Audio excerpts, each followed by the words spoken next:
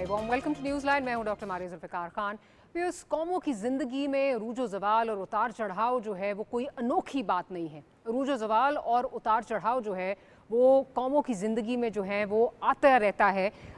लेकिन असल बात ये है कि अहम जो बात है, अहम सवाल ये है कि जब मुल्क मुश्किलात का शिकार हो, ज़वाल पजीरी के खदशात हों, तो गर्ब ज़वाल से कौम जो है वो मुल्क को कैसे निकालती है। अब अगर बात की जाए पाकिस्तान की, तो पाकिस्तान भी मुश्किलात का इस वक्त शिकार है, जहां एक तरफ जो है वो माशी महाज है और दूसरी तरफ जो है वो एक सियासी महाज है।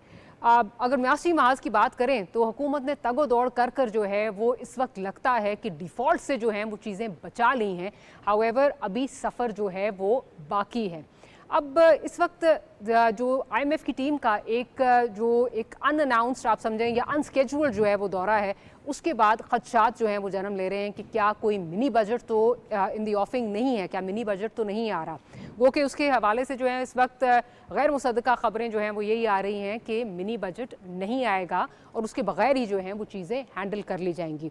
दूसरी साइड पर अगर देखें तो इस वक्त जो सियासी महाज है उस पर भी नज़र आ रहा है कि हुकूमत को थोड़ा सा टफ टाइम जो है वो मिलने जा रहा है, क्योंकि पहले तो सिर्फ अपोजिशन जो है ये शिकायत करती थी कि जी हमें जो है वो हमारे मुतालबात जो हैं वो पूरे नहीं किए जा रहे। लेकिन अब हुकूमती कैंप में जो इस वक्त पाकिस्तान पीपल्स पार्टी है, जो ट्रेजरी बेंचेस पे बैठी है, उन्होंने भी अपने खदशात का जो है वो इजहार कर दिया है। तो एक चीज़ बार बार हमें बताई जाती है, पॉलिटिकल स्टेबिलिटी और इकोनॉमिक स्टेबिलिटी जो है वो इंटरट्वाइंड है। ये कैसे होगा, क्या होने जा रहा है, इस पर हम बात करेंगे। हमारे साथ बैरिस्टर दानियाल साहब मौजूद हैं। आप पार्लिमानी सेक्रेटरी हैं पाकिस्तान मुस्लिम लीग नवाज़ के। साथ ही साथ हमारे साथ former finance minister Khyber Pakhtunkhwa Taimur Jhagra sahab मौजूद हैं और senior journalist, senior analyst Khalid Mustafa sahab भी हमें ज्वाइन कर रहे हैं। Pleasure to have all of you. Daniyal sahab, आपसे अगर गुफ्तगू का आगाज़ करूँ, इस वक्त IMF का जो दौरा है वो एक तरह से आपके लिए भी सरप्राइज़ था, हम सबके लिए सरप्राइज़ था, अनस्केड्यूल्ड था। They was supposed to arrive in January, लेकिन अब वो नवंबर में जो है वो आ गए हैं। उसके बाद ख़बरें जो हैं, न्यूज़ इज़ राइफ कि जी कोई मिनी बजट जो है वो आ रहा है। गो के इस पे जो है गैर मुसद्दका इतलात यही हैं कि मिनी बजट नहीं आ रहा। लेकिन फिर कल की जो एक स्टेटमेंट है चेयरमैन FBR की, जिसमें फैसल सब्जवारी साहब ने उनसे सवाल किया मिनी बजट के हवाले से, तो उन्होंने कहा जी इन कैमरा सेशन बुला लीजिए, इस पे उस वक्त जो है वो बात कर लेंगे। ना तस्दीक की ना तरदीद की, तो उससे चहमगोइयाँ बढ़ गई हैं। आप बता दीजिए कि क्या मिनी बजट कोई आ रहा है? बिस्मिल्लाहिर्रहमानिर्रहीम। थैंक यू डॉक्टर साहब for having me on the show. Doctor साहब देखें, जो आज पाकिस्तान जिस तरफ जा रहा है, आपकी चीज़ें मुस्तकम हो रही हैं, बेहतरी की तरफ जा रही हैं, महंगाई की शरह में कमी आ रही है, आपका जो ट्रेड खसारा था उसमें 2 अरब का सरप्लस है इस महीने। तो ये तमाम इंडिकेटर्स हैं जो ये शो कर रहे हैं कि आपका मुल्क जो है वो बेहतरी की तरफ जा रहा है, शायद सूद में कमी हो रही है। तो मिनी बजट की इस टाइम पे जो ज़रूरत है वो मैं नहीं देख रहा। और जो अगर कोई चीज़ है, फॉर एग्ज़ाम्पल आप मिनी बजट किसको भी कहती हैं, ये भी एक बहुत इंपॉर्टेंट सवाल है। लेकिन कोई ऐसा जो जिसमें कोई बड़ी सब्सटैंशियल चेंजेस की जाएंगी या कोई बड़े टैक्सेस लेवी किए जाएंगे या कोई और चीज़ें ऐसी, there is nothing coming up like that.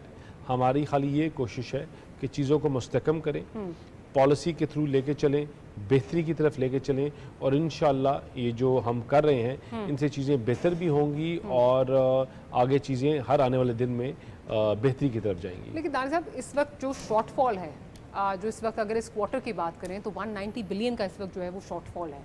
और ये जो IMF के साथ अग्रीमेंट साइन हुआ था, and I will come to shortfall आप किस चीज़ की बात करिए? टैक्स शॉर्टफॉल जो है, ठीक है। तो जो IMF के साथ 6 महीने का टारगेट सेट हुआ था, दैट वाज 6 ट्रिलियन।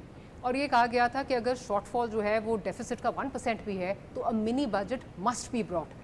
उससे जो है वो ज़्यादा, and then again like I said at the expense of reputation, जो लंगड़ियाल साहब की स्टेटमेंट है कि उन्होंने कहा जी इन कैमरा ब्रीफिंग बुला लें, कैटेगोरिकली डिनाई नहीं किया उन्होंने अभी तक, उससे ज़्यादा जो है वो सवालात पैदा हो रहे हैं। देखिए डॉक्टर साहब, हमने जब मैं थोड़ा सा पीछे जाऊंगा, पिछली हुकूमत में हम जब छोड़ के गए 3000 कुछ, हमारा 3400 कुछ था तकरीबन, या 500 कुछ था अरब रुपए का हमारा जो टैक्स रेवेन्यू जनरेशन थी, वो पाकिस्तान की हिस्ट्री में हाईएस्ट थी। उसके बाद 3 साल तक या 2.5 साल तक PTI की जो हुकूमत थी वो उसी हदफ पर बैठी रही, उसको एक्सीड नहीं कर सकी। और उसके बाद 3 साल बाद जब एक्सीड करने शुरू किया तो वो अपनी चहमगोइयाँ करने शुरू हो गए कि हमारा टैक्स रेवेन्यू कितना हमने बेहतर किया। जो ओरिजिनल नंबर्स थे उससे बहुत शॉर्टफॉल था उसमें। देखें अभी एज ऑफ राइट नाउ कि हमने फिर हाईएस्ट टारगेट सेट किए हैं और इंशाल्लाह हमने टैक्स बैंड्स में वी गॉट एन इंक्रीज, और हमने बड़े मुश्किलों के साथ जो IMF हमें कह रही थी कि आप लोगों को ज़बह करने वाला बजट दो, वो हमने नहीं दिया। हमने इनकी उम्मीदों के ऊपर पानी फेंका, जो मेरे तहरीक इंसाफ के, कि ये लोग चाहते थे कि मुल्क में ऐसा बजट आए कि लोगों की चीखें निकलें, लोग रोडों पे आएँ और इनकी जलाओ गिराओ, तफरीक और नफरत की मुहिम के साथ खड़े हों। लेकिन regardless of all those things we negotiated for Pakistan, for people of Pakistan. और इंशाल्लाह जो हमारा बजट का जो टैक्स रेवेन्यू का जो टारगेट है, हम हदफ को भी मीट करेंगे। और इंशाल्लाह आगे आने वाले टाइम पे देखिए बाय स्ट्रैटेजी मार्केट स्लो है, ठीक है ना, जो शरह सूद कम होता जाएगा, मार्केट में कारोबार तेज़ होगा, कारोबार तेज़ होगा तो टैक्स रिसीविंग भी ज़्यादा होगा, ऑटोमेटिकली रिसीवेबल्स भी ज़्यादा होंगे। तो इंशाल्लाह हमें we are going in a systematic way, we will be able to convince them and address them, और ऐसी कोई चीज़ इंशाल्लाह चले मैं तैमूर साहब आपकी तरफ आती हूँ। इस वक्त जो शॉर्टफॉल है, and like I said of course you have dealt with these things and Khalid also understands these things, क्या मिनी बजट के बगैर गुजारा है? और स्पेशली मैं फिर उसी साइड पे आती हूँ कि FPR चेयरमैन कैटेगोरिकली इसको डिनाई कर देते हैं ना, वो कह दें कि जी नहीं आ रहा कोई मिनी बजट, लेकिन अभी भी इन कैमरा ब्रीफिंग की बात हो रही है। साथ ही साथ जो मैंने ये भी शिक बताई जो IMF के साथ तय हुआ है कि अगर 1% डेफिसिट हुआ तो mini budget will be brought in. Do you see कि ये टारगेट पूरा हो जाएगा विदाउट अ मिनी बजट? सबसे पहले तो मिनी बजट टैक्सेस मज़ीद ज़्यादा करने को डिनाई दानियाल चौधरी ने भी नहीं कहा। उन्होंने गोल मोल बात की है लेकिन डिनाई नहीं किया, क्योंकि इन्हें पता है कि तकरीबन हर हदफ पे ये अपने टारगेट्स को नहीं मीट कर रहे। डू आई सी के कोई ना कोई तकलीफ दे कदम होगा, मिनी बजट एक आएगा? मेरे ख्याल में तो ज़रूर आएगा, इसलिए क्योंकि जैसे इन्होंने 2022 में किया, जैसे उन्होंने 2023 में किया, वो उन्होंने जून में दोबारा किया है और झूठ कहा है बजट में, और झूठ बजट बुक्स में ही कहा है। ये दानियाल साहब जरा मेरे ख्याल में नर्वस हो गए, पेन भी गिर गया, लेकिन दानियाल साहब एक स्ट्रॉन्ग नर्व आदमी है, उनका पेन गिरने से नहीं कुछ होता। लेकिन देखें, सबसे पहले आप ये देख लें, एक पॉइंट मैं बार बार कह रहा हूँ कि मैंने खुद देखा है, इनकी पहली जो गवर्नमेंट का पहला साल था, मुझे इन्होंने कांटेक्ट किया कि आप अगर सरप्लस नहीं भी छोड़ते, आप किताबों में ज़रूर दिखाएं, बाद में देखेंगे कि IMF को क्या कहना है क्या नहीं कहना। यही कल्चर आज तक कंटिन्यू करते हुए इस साल इन्होंने IMF को ये दिखाया है कि सूबे जो है वो 1200-1300 अरब का सरप्लस छोड़ रहे हैं। ये जो आप कह रहे हैं कि जो IMF देखता है आपके अखराजात और आमदन में कमी, वो इसी बिना पे देखती है कि सूबों और वफाक का बजट एक साथ कैसे होता है। वो 1200-1300 अरब का जो वो सरप्लस दिखा रहे हैं, आप चारों सूबों के बजट उठा लें, वो बजट ही नहीं मैच करते। मिलके चारों सूबों के 600 अरब के सरप्लस थे, और ये आपने पहला क्वार्टर देख लिया जिसमें पंजाब का जो है वो स्पेंडिंग जो थी वो उन्होंने पहले क्वार्टर के सरप्लस नहीं, जो उन्होंने आमदन की थी उससे कोई 160 अरब उन्होंने ज़्यादा स्पेंडिंग की थी। ठीक है, तो एक तो यहाँ पे आपने देख लिया वो प्रोविंशियल सरप्लसेस के फिगर्स हमेशा झूठ होते हैं, अभी भी झूठ हैं। ठीक है, वो आप एक साल IMF को बेवकूफ़ बना सकते हैं, दूसरे साल बेवकूफ़ बना सकते हैं, 3 बार आप नहीं कर सकते। इन्होंने जो टैक्स के टारगेट्स दिए उसमें एक बहुत बड़ा ये कदम कह रहे थे कि ये हम एक जो सेक्टर हम टैक्स करेंगे जो कि टैक्स नहीं हुआ वो है रिटेलर्स का। उसमें शायद इन्होंने कहा था कि ये पहले क्वार्टर में 10 बिलियन 10 अरब ताजर दो स्कीम 10 अरब रुपए ये कलेक्ट करेंगे। 17 लाख रुपए इन्होंने पूरे पाकिस्तान के ताजरों से कलेक्ट किए। मेरे ख्याल में इससे ज़्यादा टैक्स मैंने पिछले साल एक महीने में अकेले में दिया था। मतलब इससे तो पता चलता है कि पाकिस्तान की इकोनॉमी का हाल क्या होगा कि 3 महीनों में ताजरों की आमदन पे 17 लाख रुपए टैक्स। झगड़ा साहब, the expense of playing the devil's advocate, ताजर दोस्त स्कीम या ताजरों के साथ जो डील करना है ना, वो ना आप डील कर सके, मैं आपके आने से पहले खालिद से ही बात करती, ना मुशर्रफ साहब डील कर सके, कोई भी नहीं डील कर सका। ये एक ऐसा सोर पॉइंट है, क्योंकि मेरा ख्याल है सबके अपने अपने पॉलिटिकल इंटरेस्ट हैं, उसको कोई डील नहीं कर सकता। So you know, I am not defending them, but having said that, ताजरों के सामने सब जो है वो घुटने टेक देते हैं। आपको याद है मार्केट्स बंद हो गई थी, शब्बर जैदी साहब बेचारे आपके उस वक्त जो फाइनेंस मिनिस्टर थे, वो बेचारे रोते हुए जो है वो ये बात करते थे कि मेरे पास फलाना आ गया, मेरे पास फलाना आ गया, मुझे आके जो है कहा कि नहीं करना। So this is like a burning issue with everyone, and I am not saying this should not be taxed, this should be, but if you allow me, मैं जरा हाँ दो पॉइंट्स कह दी। अगर हम ताजरों के साथ नहीं डील कर सकते तो जो पाकिस्तान का टेररिज्म का प्रॉब्लम है, हम टेररिस्ट के साथ कैसे डील करेंगे? Sir, but this is a problem of all parties, including yours. मैं आपको एक एग्जांपल दूं एंड देन जो है खालिद साहब की तरफ जी। हाँ जी, जब हम ये पेंशन रिफॉर्म केपी में इंट्रोड्यूस कर रहे थे तो पर्सनली, चूंकि मैं पर्सनली उसको पुश कर रहा था, तो हर रोज हमारे ऑफिस के बाहर जो है वो एम्प्लॉय यूनियन वाले बैठे होते थे, पर्सनली जो है वो आज तक मुझे टारगेट करते हैं कि देखें ये जो है वो सरकारी एम्प्लॉयज का दुश्मन है। हालांकि उस पेंशन रिफॉर्म ने पाकिस्तान के पेंशन निज़ाम को जो है वो किया है, वो प्रेशर लिया। क्या पीटीआई का वोट उससे कम हुआ? नहीं। या क्या वो रिफॉर्म गलत था? आज वफाकी हुकूमत, पंजाब हुकूमत, बलोचिस्तान हुकूमत, तीनों ने वही रिफॉर्म्स रेप्लिकेट कर दिए। बहुत जरूरी है करने, but you know there is a term. तो अगर एक फाइनेंस मिनिस्टर एक सूबे में अकेले में कर सकता है, तो जिस गवर्नमेंट को पूरी एस्टेब्लिशमेंट की बैकिंग हासिल है, वो ताजरों से 17 लाख रुपए नहीं कलेक्ट कर सकते। बैकिंग हासिल थी, मुझे कोई बैकिंग नहीं हासिल थी, वो तो आप मेरे इलेक्शन रिजल्ट से ही देख सकते हैं। साहब आपकी बात नहीं कर रही, इलेक्शन रिजल्ट देख लें। आपकी पार्टी की बात कर रही हूँ। खान साहब खुद कहा करते थे मेरे तो नंबर जो है वो एजेंसीज आके पूरा करती है, बैकिंग तो बहुत थी, आप लोग भी नहीं कर सके। मैं जरा खान साहब एक ब्रेक का कहा, मैं आपके पास ब्रेक के बाद आपकी तरफ आती हूँ और हम एनालाइज करेंगे कि क्या जो है वो किस सिमत में हम जा रहे हैं। छोटी सी ब्रेक लेते हैं, ब्रेक के बाद वापस आ रहे हैं।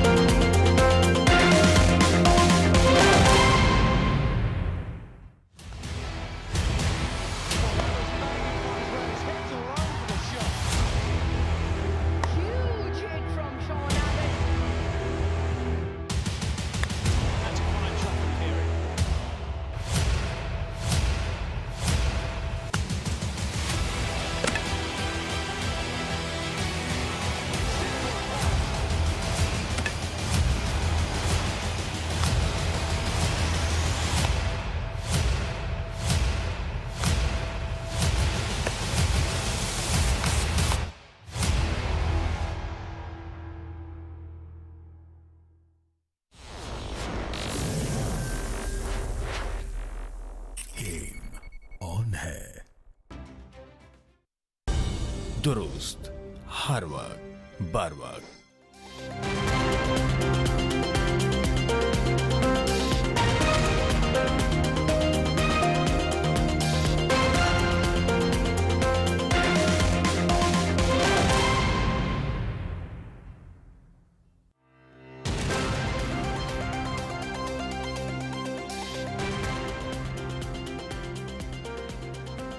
Welcome back after the break. Khalid sahab, आपने दोनों साइडों को सुना।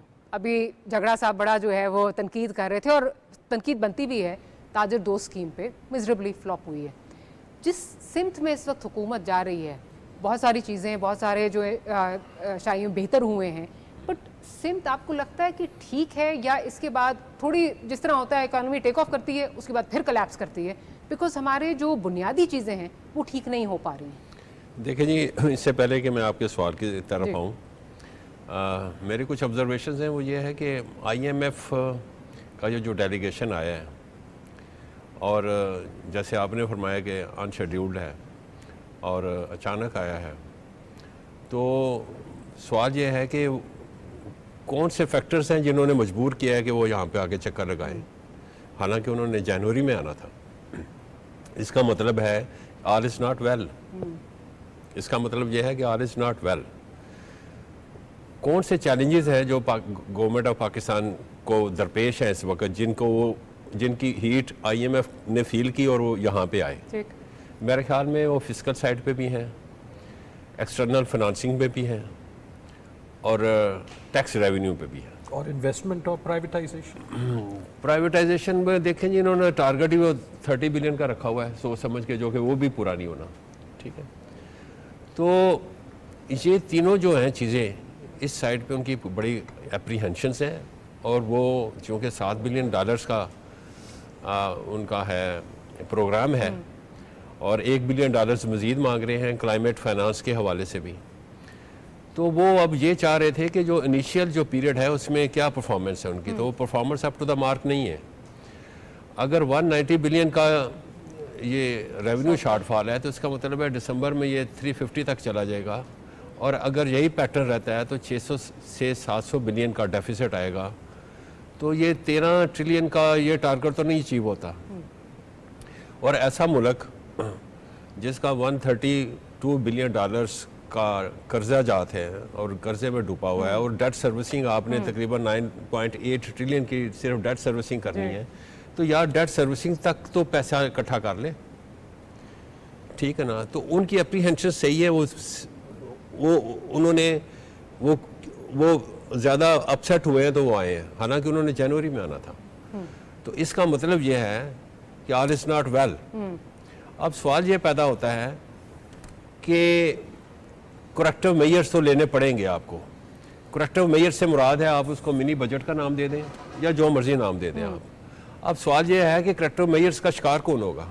क्या वही लोग होंगे जो लेजिटिमेट टैक्स लॉ अबैडिंग सिटीजन है उन्हीं को करेंगे, या आप रिटेलर्स की तरफ अपना फोकस इंक्रीज करेंगे? ये चैलेंज है इनके लिए। अगर हम सैलरी क्लास की तरफ इन्होंने जाना है, या वो लोग जो ऑलरेडी टैक्स नेट के लूप में हैं उन्हीं को आपने स्क्वीज करना है, तो ये बहुत बड़ी जाती होगी, और इससे मेरे ख्याल में बड़ी अनपॉपुलर भी होगी गवर्नमेंट ऑफ पाकिस्तान। अब सवाल ये पैदा होता है कि चैलेंजेस क्या हैं? चैलेंजेस ये हैं इनके पास कि एग्रीकल्चर इनकम टैक्स फार्मर्स के जो आमदनी है उनको आपने टैक्स के लूप में लेके आना है, और दूसरा रिटेलर्स को लेके आना है, ठीक है ना। और अब इसके लिए आपके पास टेक्नोलॉजी की ज़रूरत है। टेक्नोलॉजी किस किस्म के आप इस्तेमाल करते हैं। अब जिस मुल्क में 5,000 का नोट हो वहाँ पे करप्शन करना बड़ा इजी होता है। आप इंडिया को देख लें, इंडिया में 1,000 रुपये का नोट भी नज़र नहीं आता आपको। तो इसका मतलब ये है कि आप थोड़ी सी तो दुश्वारी पेश करें लोगों को जो कि करप्ट लोग हैं उनको तो ज़रा हो। और दूसरा ये है कि अब डिजिटलाइज्ड किस्म की इकोनॉमी जो है ना इसकी तरफ आना पड़ेगा। अगर मेरे पास ये हो कि मैं सिर्फ अगर किसी दुकान पे जाता हूँ तो मैं सिर्फ कार्ड से अपने कार्ड से पेमेंट्स करूँ, कैश लूँ, और वो भी बाउंड हो, और वो भी जो होलसेल से लेके आ रहा है वो भी कार्ड पे लेके आए, ताकि आप सिस्टम के अंदर आ सकें। एक तो ये बात है। दूसरी बात, आपने मुझसे जो क्वेश्चंस किया था मैं उसकी तरफ आना चाहूँगा। देखें, वो हमारे मुल्क में ये क्यों नहीं ग्रोथ हो रही, और हमारे मुल्क में मसला सबसे बड़ा ये आ रहा है कि आपका जो इनपुट कास्ट है वो इतनी ज़्यादा बढ़ गई है। और इनपुट कास्ट क्यों बढ़ी है?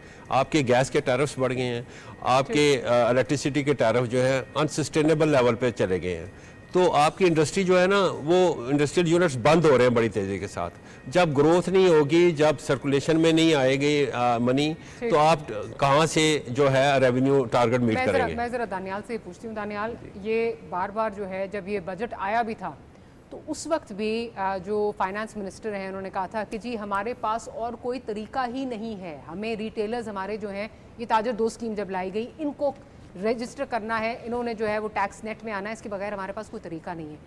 आज जितना डिजिटल परफॉर्मेंस है इसकी ताजर दोस्त स्कीम की, क्या कैसे करेंगे? और ये क्या मतलब 17 लाख सिर्फ जो है वो किया है, 10 अरब का जो है वो टारगेट था, तो इसके बगैर मतलब क्या सैलरीड क्लास जो है वो पिसती रहेगी? किस तरह करेंगे? डॉक्टर साहब, एज वी स्पीकिंग, तो I was speaking to the, मैं रब्ते में था अपनी टीम से भी, तो हमारा जब IMF के साथ आज 5 दिनों का जो वो है वो अख्ताम पे पहुंचा है, and as per the preliminary reports या वो दे वर वेरी सेटिस्फाइड।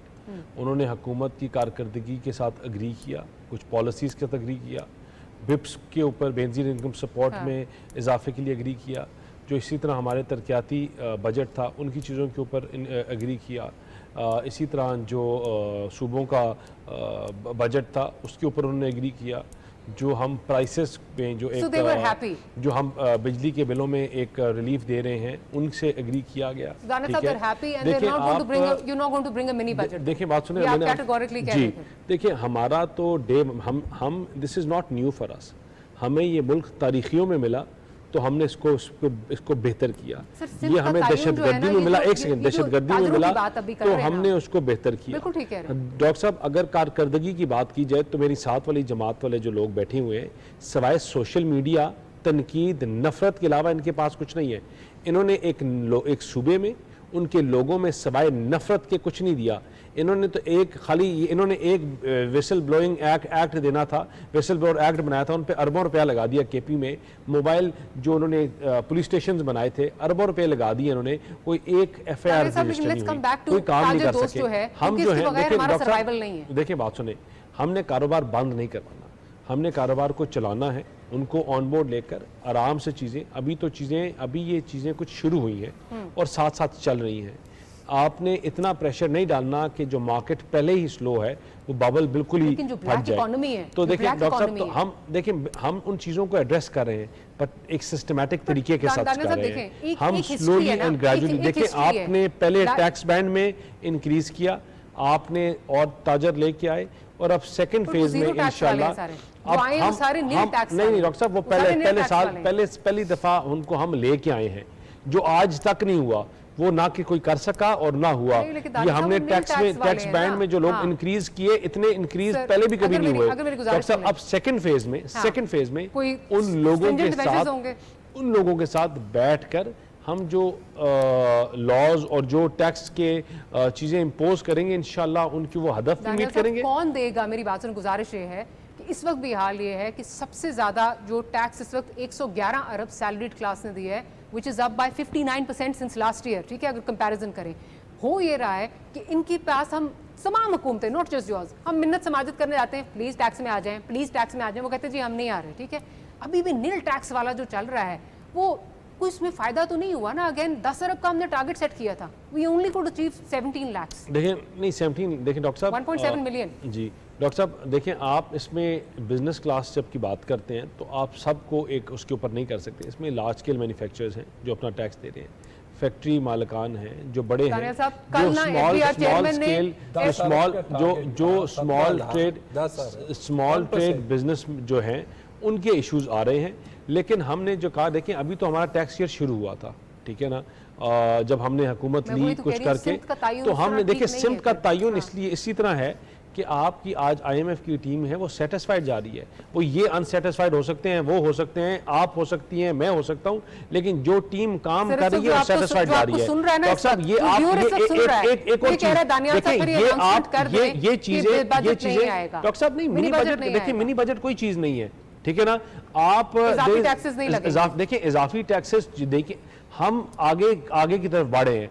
यहाँ एग्रीकल्चर के ऊपर बात की जा रही है, एग्रीकल्चर के टैक्स को हम किस तरह इंपोज कर सकते हैं, किस तरह उनको अंदर लेके आ सकते हैं। हम टैक्स बैंड में और लोगों को लेके आना चाहते हैं, उसकी पॉलिसी के ऊपर बात करेंगे, उसको किस तरह बेहतर कर रहे हैं। लेकिन हम ये काम नहीं करेंगे कि किसी के गर्दन जबा कर दो या किसी को पकड़ के कर दो।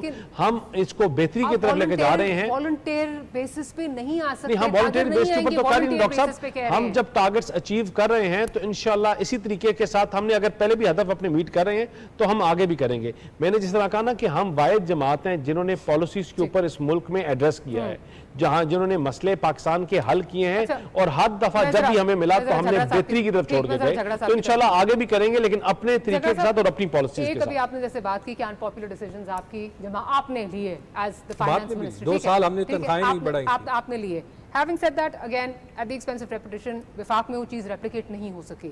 मैंने फाइनेंस मिनिस्टर आपके जो हैं वो बहुत ज़्यादा जो है वो, क्योंकि इनिशिएटिव हमने लिया था, ठीक है, इनिशिएटिव नहीं था, इनिशिएटिव हमने लिया था, इनिशिएटिव लिया था, लेकिन नहीं कर सके कुछ। उसके 2 साल बाद हो गया ना, अभी हो गया, वफाक में हो गया, बलोचिस्तान में हो गया, और आज सेक्रेटरी फाइनेंस किसी ने मुझे बताया, वो कह रहे हैं कि ये एक ही चीज़ है IMF को बताने की, ये नहीं कहेंगे कि वो हुआ कहाँ पे था, लेकिन IMF को वो ये पेंशन रिफॉर्म ही दिखा रहे हैं टू शो एपेटाइट। मेरा सवाल ये है कि आज आप इसको, आप एज एन इंडिविजुअल इसको एडवोकेट कर रहे हैं कि ये नहीं होना चाहिए, टैक्स नेट में आना चाहिए ताजरों को। कल को अगर ये स्ट्रिंजेंट मेजर्स लेते हैं, दूसरी तरफ आपने कॉल दी हुई है 24 की, क्या आप ताजरों के साथ जाके खड़े तो नहीं हो जाएंगे? आपने एक बात वैसे देखी, मैं इस पे आपको बता देता हूँ कि जितनी फ्लेक्सिबिलिटी इकोनॉमी पे इनको पिछले 1.5-2 साल में दी है ना, वो कभी पहले नहीं हुई। उसकी सबसे बेहतरीन मिसाल पीआईए की प्राइवेटाइजेशन है। कोई जाके यूनियंस के साथ नहीं बैठा। लास्ट टाइम बैठे थे 2015-16 में, उसमें इंडिविजुअल वॉइसेस होंगे। मैं पॉलिटिक्स में नहीं था, I disagreed with PTI step back then. Asad Umar साहब जब गए थे, हाँ कहा था स्टील मिल्स, लेकिन इस बार किसी ने तनकीद भी नहीं की। मेरे जैसे लोगों ने ओपनली आके सपोर्ट किया। लेकिन इन 3-4 चीज़ों पे आ जाए। आपने एक बात जो है वो कही, जो प्रोफेसर साहब ने भी कहा, इस रेट पे जो आखिरी जो साल के एंड में जो डेफिसिट होगा ना अनबजटेड, वो तकरीबन 1,000 अरब रुपए का होगा। क्यों? 500 से 600 अरब जो है वो टैक्स रेवेन्यू में डेफिसिट, और 500 से 600 अरब सूबों के सरप्लस में डेफिसिट। 1100 से 1200 अरब का तो आप ले लें, ये कितने हो गए? ये तकरीबन 4 अरब डॉलर हो गए। इफेक्टिवली ये 4 अरब डॉलर आपके पास कर्जा ज्यादा आएगा। चले आप ये भी छोड़ दें, आप सिर्फ वो टैक्स का डेफिसिट ले लें जो 500-600 अरब रुपए का गारंटीड है ना कि होगा। क्योंकि अगर आप इन्फ्लेशन और ग्रोथ ले लें तो आपके पास ये जो डेफिसिट है ये इसीलिए आ रहा है क्योंकि हमारी टैक्स रेवेन्यू जो इंक्रीज होती है वो इन्फ्लेशन और ग्रोथ के लिहाज से ही होती है। जब बजट हो रहा था, मैंने एक बात पॉइंट आउट की जो बार बार मैंने अपने हुकूमत में भी पॉइंट की है कि हुकूमत को अगर आप उसकी नीयत देखना चाहते हैं ना, आप वो देख लें कि वो मुश्किल इक़दाम में क्या कर रही है। किसने आपको कहा था कि आप 35% तनख्वाहें ज़्यादा करें सरकारी मुलाजमीन की, क्योंकि वो आपके लेबर फोर्स का 3-4% हिस्सा होते हैं। आपको पता है उसका टोटल जो मैं वो कितना है पूरे मुल्क में, क्योंकि वफाक करती है सारे सूबों को भी करना पड़ता है, 1500 अरब रुपए। अब जब आप पे टैक्स का बोझ मजीद ज्यादा होगा ना, तो वो इसीलिए होगा कि अपनी तनख्वाहें कम करने के लिए ना ये लोग रेडी है, ना जो इनके नीचे बाबू हैं वो रेडी है, ना वो अपनी गाड़ी जो है वो उस पर कॉम्प्रोमाइज करने के लिए रेडी है। तो टैक्स किससे वो लेंगे? उन्हीं से जो टैक्स नेट में है। अब जो आप जब एक कमिटमेंट देते हैं और उसको आप फॉलो अप नहीं करते, जैसे हम ताजिर दोस्त स्कीम की बात कर रहे हैं, दानियाल मान तो लेना, आपने खुद 10 अरब रुपए का टारगेट दिया है, हमने तो आपसे नहीं दिलवाया। 17 लाख रुपए तो जो है वो आप यहां बाहर किसी से उठा लेंगे, अगर 17 लाख रुपए पूरे पाकिस्तान से। अब जब ये है तो आप देख लें, इसके बाद आप वो एग्रीकल्चरिस्ट को कैसे कहेंगे कि आप 45% टैक्स दो? देखिए, क्योंकि हर बंदा जो है वो इक्विटी देखता है। ठीक। जब एग्रीकल्चरिस्ट नहीं देगा तो जो प्रोफेशनल है, जो वकील है, जो डॉक्टर है, जिसको आपने नॉन सैलरीड में अभी 50% टैक्स पे दे दिया, वो क्यों अपनी सारी इनकम डिक्लेयर करेगा? इसीलिए तो ये सारी जो है वो पे काम नहीं होगा, ये डंडे के जरिए जो है ये काम होगा, इन्फोर्समेंट के जरिए होगा। डंडा लगता है सिर्फ पीटीआई वालों के लिए यहाँ पे रिजर्व। नहीं, ऐसी बात नहीं है, मेरा ख्याल है सैलरीड क्लास भी जो है वो इक्वली उसी तरह जो है वो हो रही है। लेकिन खालिद साहब, एक चीज़ जो बहुत ज़रूरी है ये सारी जो इकोनॉमिक स्टेबिलिटी के लिए, वो पॉलिटिकल स्टेबिलिटी है। बिल्कुल। अब जैसे बानी पीटीआई ने कॉल दे दी है 24 की, एक दफ़ा फिर ये हिजान की कैफियत आ रही है कि जी अच्छा, अब एक तरफ जो है मुल्क थोड़ा सा निकलता है, उसके बाद आके आपको बाहर से लोग बता रहे हैं, चाइनीज़ ने आके आपको खुद कहा कि जी आपके यहाँ पे पॉलिटिकल स्टेबिलिटी बहुत ज़रूरी है इकोनॉमिक स्टेबिलिटी के लिए। लोग अब आपको आके बता रहे हैं। ये आपको लगता है कि एक जो ये अपने अचीव करने निकले हैं टारगेट्स, ये कर सकेंगे, या this is a hasty impetuous decision जिसका कोई हासिल कर कुछ नहीं होगा? देखिए जी, एज ए जर्नलिस्ट मैं तो यही सजेस्ट करूँगा कि जो गवर्नमेंट ऑफ द डे है उनको इंगेज करना चाहिए, पॉलिटिकल अपोनेंट्स को इंगेज करना चाहिए, और उनके जो पहले तो एनालाइज करें कि उनकी डिमांड्स क्या हैं और क्यों आ रहे हैं यहाँ पे, और उनको इंगेज करें।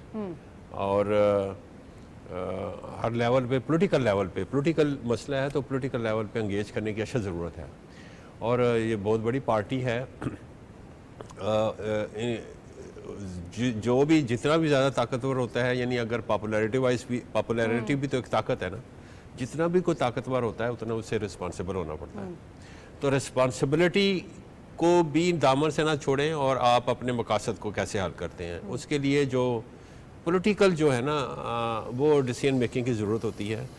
अब ये जो कन्फ्रंटेशनल पॉलिटिक्स है, इससे एक्चुअली ना आम लोग जो सफ़र करते हैं वो बहुत ज़्यादा होते हैं। दूसरा ये है कि ये जो मौसम है, ये मौसम जो है थोड़ा सा क्वेश्चनेबल मौसम इस लिहाज से है, आम लोगों के लिहाज से। मैं लीडरों की बात नहीं करूँगा, क्योंकि वो सारे हमारे बहन भाई हैं जो आएंगे यहाँ पे, वो बड़े वल्नरेबल हो जाएंगे। यहाँ पे ठंड है, सब कुछ है, और खाना पीना भी है उन्होंने, वो कहाँ से लेंगे? ऊपर से फोग नहीं, स्मोग है, और मरी तक चली गई ये स्मोग।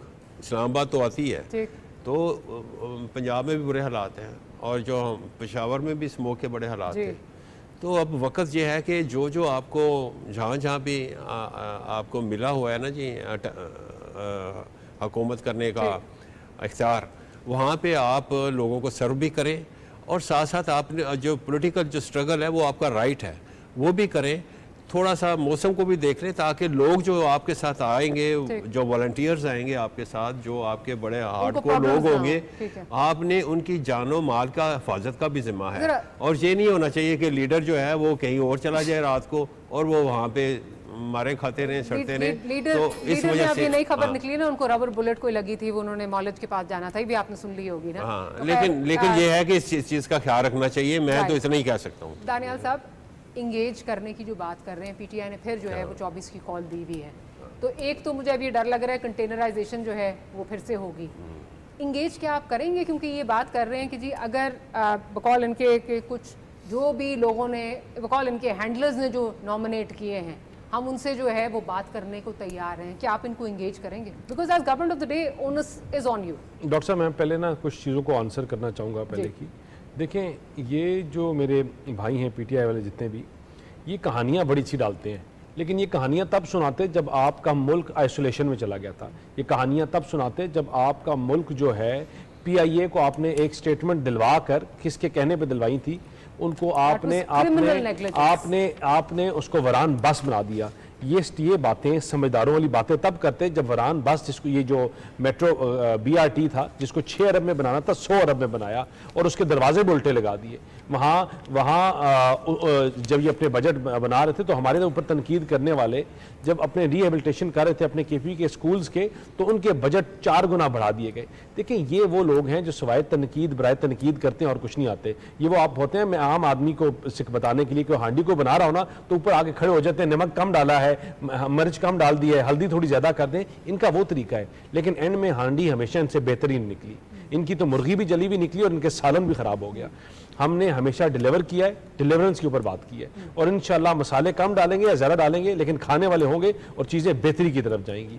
ये वो लोग हैं जो जिन्होंने आज तक केपी में, पूछे इनके उनके लीडर से क्या बात की है उन्होंने पाकिस्तान के लोगों को, टीचरों को उठा के डंडे मार के बाहर निकाल दिए, स्कूल केपी में बंद कर दिए। पूछे उन्होंने किस चीज़ के ऊपर, एहतजाज के ऊपर? उन टीचरों के साथ क्या निगोशिएट किया? उन बच्चों का क्या कसूर है जो इनके अमीन गंडापुर के साथ बैठ के निगोशिएट करने के लिए तैयार नहीं है? आप उस साथी का ये हाल कर रहे हैं और आप और पूरे मुल्क को भाषण सिखा रहे हैं कि आपने क्या करना है। जो ही आपका मुल्क, आपके मुल्क में एक क्रिकेट टीम आती है तो आप कभी डी चौक ब्लॉक कर देते हैं, कभी आप दूसरा चौक ब्लॉक कर देते हैं। आपने बात की है कि आप बैठ के नेशनल एक्शन प्लान के ऊपर बात करें, आपने बात की है चार्टर ऑफ इकोनॉमी के ऊपर बात करें। आपने सिवाय टॉक शोज में पॉइंट स्कोरिंग के अलावा इनकी जमात के पास कुछ नहीं है, सिवाय टॉक शो में कि 1 रुपया ज्यादा है, 50 पैसे कम है, 60 रुपया ज्यादा है, 60 कम है। हमने ये चीजें इनसे बेहतर की हैं और दोबारा करेंगे। हम दहशतगर्दी हम नहीं लेके आए, दहशतगर्दी ये लेके आए, बिजली के बहरान हम नहीं लेके आए, ये लेके आए। इस मुल्क को पॉलिटिकली आइसोलेशन में हम नहीं लेके गए, ये लेके गए। चाइना के साथ सीपैक हमने नहीं रोका, इन्होंने रोका सीपैक। लगाते कारखाने, लगाते वो हजारों लोगों के लिए जो वहां कारोबार बनना था, उनको नौकरियां मिलनी थी, करते। एक मुल्क की पॉलिसी की वजह से पूरे मुल्क को रोक दिया। लेकिन रिगार्डलेस ऑफ एनीथिंग, इनके साथ हम बैठ बात करने के लिए फिर भी तैयार हैं। ये अपने शोधाओं के मुजस्मे जलाएं, अपने मुल्क को आग लगाएं, मुल्क को तोड़ने की बात करें, सूबों को अलग करने की बात करें। हमने फिर भी पाकिस्तान की बात की और आगे भी करेंगे। और इनसे यही कहते हैं, ये 24 को जो धरना दे रहे हैं फिर आके करेंगे। कोई इनका कहेगा कि मैंने 4 सूबे पैदल गुजारे हैं और कोई कहेगा 6 सूबे पैदल गुजारे हैं। ये सूबे पाकिस्तान में है ही नहीं। पता नहीं, आपके लोगों ने कहा था, उन्होंने 24 सूबे गिनवा दिए थे। तो इनकी जो दिमागी तवाज़न है इनकी जमात के लोगों का, बैठकर आप डायलॉग करें, पार्लियामान के साथ ही बात करेंगे, वो आप हमसे साथ, हुकूमती लोगों के साथ। और जो लॉ मेकिंग, जो लॉ इन्फोर्सिंग एजेंसीज है, देखिए आपने चीजों को आगे चलाना है तो मुफाहमत के साथ चलेंगे, उसके बगैर कोई हल नहीं है। अच्छा, आपके जो पिछले जितने भी एहतजाज हुए, they haven't been able to achieve their targets. अब आप किस तरह समझते हैं कि इस जो मौसम की कंडीशंस हैं, सारी इस वक्त जो प्रॉब्लम्स हैं, खाना नहीं आ पाएगा कुछ, किस तरह आप सस्टेन कैसे करेंगे और अचीव इससे क्या करना चाहते हैं? देखिए, सबसे पहले तो ये कि मेरे ख्याल में हमने अपने टारगेट्स अचीव किए। इस हुकूमत की ना 8 फरवरी को क्रेडिबिलिटी थी और ना आज क्रेडिबिलिटी, और वो दानियाल की बातों से पता चल रहा है। और माजरत के साथ मैंने बड़े आराम से सुना, आई होप कि दानियाल इंटरप्ट नहीं करेगा। दानियाल की क्रेडिबिलिटी ज़्यादा होती है अगर ये अपना इलेक्शन तो जीत चुका होता, ठीक है, क्योंकि अभी इनके अपोनेंट सीमाविया ताहिर से मैंने बात की है, इनके ऑफिशियल रिजल्ट में 83,000 वोट थे, उनके 56,000 थे। इनकी जिसका नाम लेना उनको हम जानते भी नहीं है। कोई इलाके मेरा मुकाबला शेख रशीद के साथ था जब मैंने तब 1,18,000 वोट दी। अच्छा, ये तो आप हल्के की बात कर रहे हैं ना, हल्के की बात करेंगे उसका तो मैं जवाब दूंगा, और आज तक कभी देखा भी नहीं, एमपीएस भी उनके साथ नहीं। जितना भी इमोशनल होगा ये इमोशनल नहीं होगा, पता है। और पिंडी के कमिश्नर ने कहा है कि जो एक्चुअल रिजल्ट था ना दानियाल, आपके थे 56,000 46,000, मेरे 4,000 हो, 5,000 हो, 20,000 हो, आपके लोगों के साथ जो बात करना इनके साथ अपने लोग चलने के लिए तैयार नहीं है। जब अपनी जमात के लोग तैयार नहीं है। जब एक बंदे में इतनी गैरत ना हो कि वो अपने इलेक्शन का रिजल्ट मान ले, मैं उसकी बात कैसे सीरियसली लूं? लेकिन कौन सा रिजल्ट जो आप लोगों ने 2018 में लिया, या अभी जो केपी में जबरदस्ती आके हुकूमत, या उमर अयूब साहब की हल्का जो अभी तक स्टे के ऊपर बैठे हैं, किस गैरत की बात करते हैं इनके लोग? ये मुझे पता है, लोग अपनी जमात के साथ सिंसियर नहीं है। आज भी इनकी जमात के 70% देखिए ये बंद छोड़ने के लिए तैयार नहीं है। दानियाल आगे जवाब देने दो, मुझे वाइंड अप अगर पॉलिटिकल बात करेंगे तो मैं करूंगा, मेरी जाति करेंगे तो मैं उसका जवाब दूंगा। जाति इसलिए क्योंकि आप इलेक्शन जीते, जाके दिखा दो। बिल्कुल जीते। आप बाय इलेक्शन, कल बाय इलेक्शन हुआ है एक वार्ड में, वो आपकी जिन बीवी का नाम लेते हैं उनको मैंने देखा भी नहीं है, लेकिन वो फिर दानियाल 61,000 वोट से जब कल भी हार गए। कल भी, अच्छा कल क्या हुआ था? अच्छा कल क्या हुआ? कल क्यों हार गए? कल क्या हुआ? हर सीट कल भी हार गए और ये रोते रहेंगे लाहौर तक। अब देखिए यही बात, अच्छा इनका हर बंदा आता है, तारिक फजल चौधरी साहब आते हैं, इलेक्शन हारे, दानियाल आता है, इलेक्शन हारा है, वो जो दूसरा वकील है इनका वो आता है, इलेक्शन हारा है। ये मतलब ये पाकिस्तान, देखिए ये हमें टेररिस्ट कहेंगे, ये हमें टेररिस्ट कहेंगे, हम ये बर्दाश्त करेंगे, ये इलेक्शन हार के यहाँ बैठ के पूरे पाकिस्तान को भाषण देंगे? क्यों दानियाल? हम इलेक्शन आपसे नहीं हारेगा। आप आज इलेक्शन में कितने इलेक्शन जीते आप बताएं ना? हम तो 45 इलेक्शन अभी भी उठा के खड़े हैं। सर आप आवाम से हारे, दानियाल इलेक्शन हारे हो, कोई भाई अनफॉर्चुनेटली लग रहा है कि ना हासिल बहस है, बट आई होप कि the government and the opposition program close कर रहा है। Let's hope that the opposition or government can come to some sort of an understanding और मुल्क इस विजान से जो है वो निकले। On that note, we'll have to close today's program। Daniyal साहब, झगड़ा साहब और खालिद साहब, बहुत शुक्रिया आपका कि आपने प्रोग्राम के लिए वक्त निकाला। We'll see you tomorrow. Good night.